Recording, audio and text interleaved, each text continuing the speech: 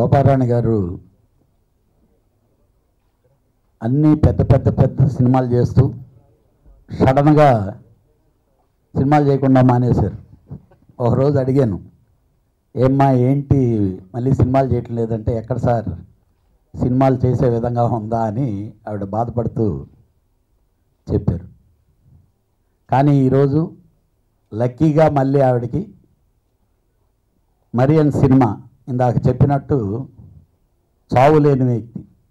అదేవిధంగా ఒక సంస్థ అనేది ఎప్పుడు ఒక పొటెన్షియల్తో ఉండి రన్ అవుతూ ఉండాలని చెప్పి మనస్ఫూర్తిగా కోరుకుంటూ, ఈ సినిమాతో ఎస్వీఆర్ ఎంటర్ప్రైజెస్ అనేది సక్సెస్ఫుల్గా మళ్ళీ పాత పద్ధతిలో పెద్ద సినిమాలంటూ చేసి శోభారాణి గారికి మంచి డబ్బులు రావాలి.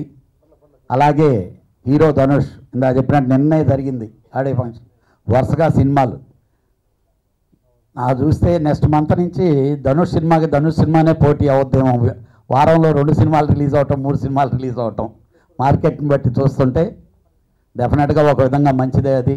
ఎందుకంటే చిన్న నిర్మాతలకి ఈరోజు కాస్ట్ ఆఫ్ ప్రొడక్షన్లో ఉండే దాంట్లో ఇలాంటి సినిమాలు వర్కౌట్ అయ్యి మంచి లాభాలు వస్తాయి. ఎస్వీఆర్ మీడియా మీద మంత్లీ కనీసం 4 నుంచి 5 ప్రెస్ మీట్లు ఉండే, ఎప్పుడు ప్రెస్తో ఉండి ప్రెస్ వ్యక్తి ఏమో అనుకునేటట్టుగా ఎస్వీఆర్ మీడియా శోభారాణి గారు ఆవిడ ఉండేవారు. ఆవిడ సక్సెస్ సాధించిన విశ్వరూపం కానీ, చాలా సినిమాలు అపరిచితుడు కానీ చూసుకుంటే ఆస్కార్ రవిచంద్ర గారికి ఆవిడకి చాలా అటాచ్మెంట్ ఉంది. ఆస్కార్ రవిచంద్ర గారు తీసిన అద్భుతమైన సినిమాలన్నిటి కూడా ఆవిడని అడిగి ఆవిడ సలహా మేరకు ఆయన తెలుగులో రిలీజ్ చేస్తూ ఉంటారు, మొన్నటి అయ్యి వరకు కూడా. సో అలా శోభారాణి గారు మళ్ళీ ఇప్పుడు స్టార్ట్ చేస్తే మళ్ళీ ప్రెస్తో ఉంటూ ఏ రోజు పేపర్ చూసినా ఆవిడ ప్రెస్ మీట్లు, ఆవిడ ఫోటోలు అయ్యే రన్ అవుతూ ఉంటాయి. ఒక ఆడియో రవికిషోర్ది, నిన్న ఒక ఆడియో, నేను ఆడియో ఫంక్షన్ అన్నాను వరుసనే, అతను ఆడియో ఫంక్షన్కి వెళ్తాం అంతా. సో అతను వేవ్ నడుస్తుంది. బట్ ఈ సినిమా శోభారాణి గారికి మంచి బిజినెస్ అయ్యి మళ్ళీ మీరు నిలదొక్కుని కంటిన్యూస్గా సినిమా చేయాలనుకుంటున్నాయండి. 1 year గ్యాప్ తర్వాత ఆల్మోస్ట్ మళ్ళీ సినిమా చేస్తున్నారు. సో డెఫినెట్గా ఇది ఒక పెద్ద హిట్ అవ్వాలని కోరుకుంటున్నాను. ఆస్కర్ ఎస్వీఆర్ మీడియా ఎప్పుడు కూడా కాంబినేషన్లో చాలా మంచి సినిమాలు వచ్చాయి.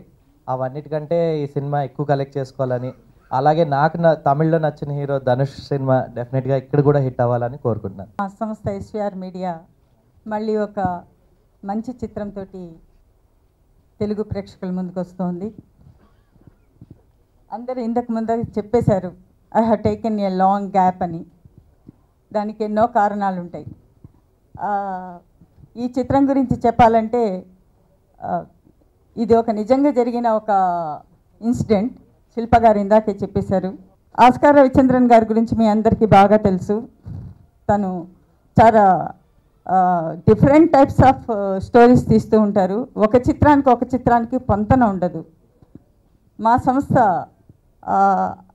ఆ సంస్థకి ఎంతో రుణపడి ఉంది.